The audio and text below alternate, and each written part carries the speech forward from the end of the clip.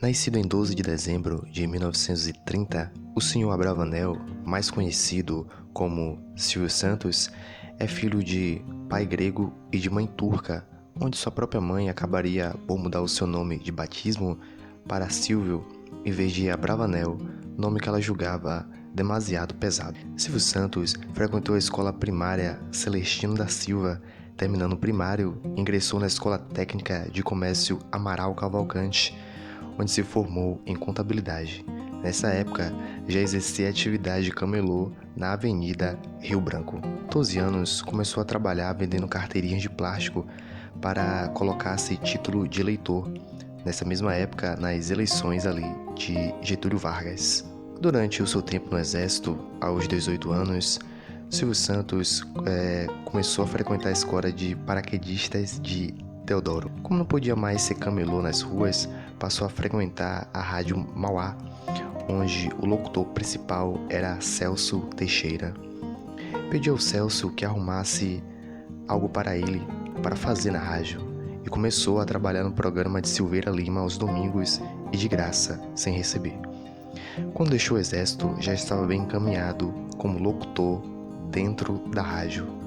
Passou assim para a Rádio Tupi, acompanhando o Silveira Lima, que se transferiria para aquela emissora. Para ganhar mais dinheiro, passou a vender tecidos, relógios, joias, sapatos nas repartições públicas, escritórios, obras. Seguindo ainda essa carreira de jornalismo, ele começou com seus próprios negócios e pequenas apresentações também em circos, onde recebeu o apelido de O Peru que Fala. Mesmo já tendo uma pequena experiência com o público e também com a sua bela oratória, mesmo assim ele ficava um pouco envergonhado e também nervoso em falar para as multidões. Convidado pelo diretor da Antártica, Silvio Santos foi conhecer São Paulo. Ficou sabendo que a Rádio Nacional estava precisando de locutor, fez o teste e passou. Em 1954, assinou seu primeiro contrato de trabalho. Convidado por Manuel Nogueira, começou a apresentar o quadro Cadeira de Barbeiro, quando o Hélio de Souza deixou a Rádio Nacional. Essa, por sua vez, a Nacional, a única rádio, o único local onde o Silvio Santos diz em entrevista que ele foi empregado. Assim como eu nunca fui funcionário, porque quando eu comecei na televisão eu já alugava os meus horários, mas se eu fui funcionário só da Rádio Nacional, mas eu sempre fiz aquilo que me mandaram fazer. Então hoje no SBT eu faço o meu programa e posso garantir a vocês, embora vocês vão dar risada, eu sou voluntário. Eu não ganho absolutamente nada, verdade? Essa grande sacada, o Baú da Felicidade, em 56, Silvio Santos anunciou aí que depois de Manuel Nogueira foi enganado aí pelo alemão que não cumpriu o combinado. Silvio organizou a empresa, mudou o nome em 63, fundou a BF Utilidades Domésticas e Brinquedos, que se tornou a primeira empresa do grupo. Ao construir ali o império com sua vasta evolução, ele tem ali a sua grande sacada, que depois ali de trabalhar na Globo e de fazer diversas outras atividades, ele compra 50% da Record em 1972 e em 75 ele finalmente tem ali o seu primeiro canal na TV. Em 81 ele lança ali o SBT, onde de certa forma ali de camelô e também de algumas apresentações em circos e em rádio, ele começa ali como um dos maiores empresários do Brasil e um dos maiores apresentadores também do país, como é até hoje.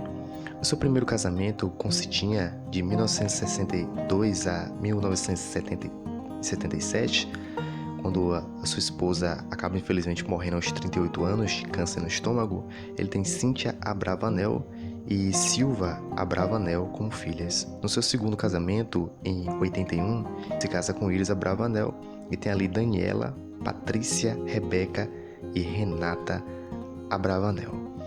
Algumas outras informações sobre o Silvio Santos, evidentemente, ainda estão sendo feitas e também estão sendo aí atualizadas, já que ele é um ator de extrema importância aí no mercado.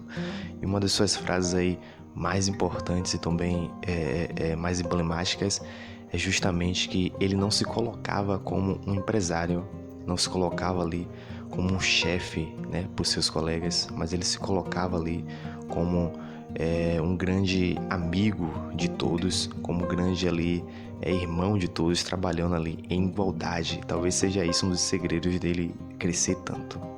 E para finalizar esse vídeo, deixarei aqui uma frase bastante importante do Silvio Santos, onde diz, abre aspas, eu construí tudo aprendendo a sobreviver nas ruas e no curso de paraquedismo, fecha aspas.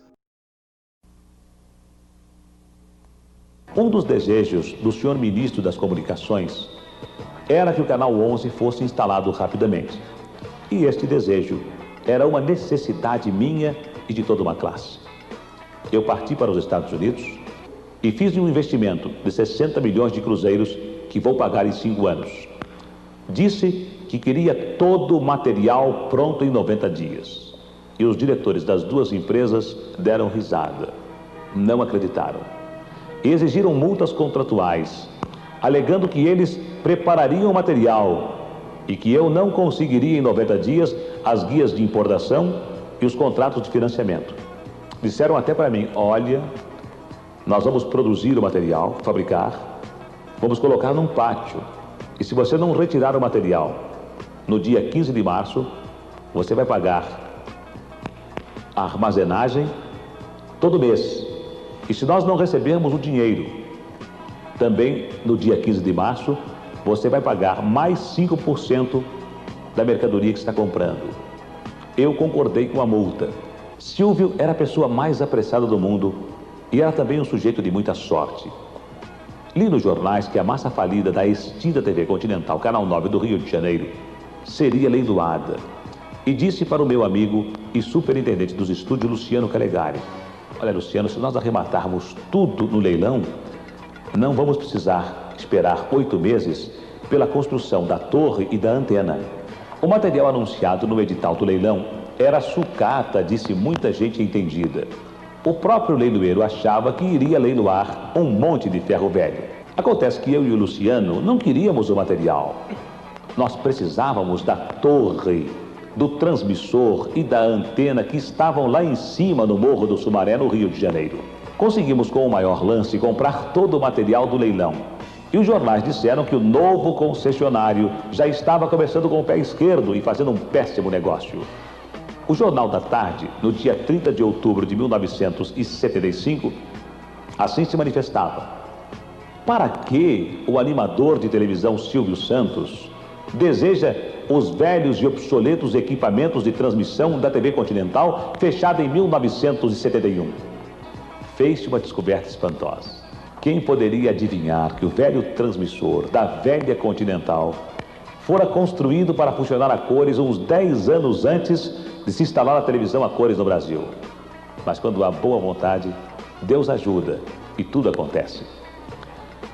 O equipamento comprado por Silvio Santos estava demorando. Já estava com 5 dias de atraso. Fui rapidamente aos Estados Unidos reclamar com os americanos que haviam duvidado de mim e disse a eles, ou vocês entregam ou vocês pagam a multa. Chegamos a esta noite de 14 de maio de 1976. Não vamos fazer uma inauguração, vamos simplesmente começar os nossos trabalhos.